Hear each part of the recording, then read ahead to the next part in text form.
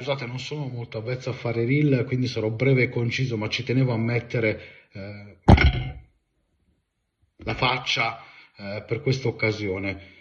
Ho conosciuto Luigi qualche mese fa durante una serata organizzata da parte di un'associazione facente parte di questo grande network che lui rappresenta e che giorno dopo giorno sto conoscendo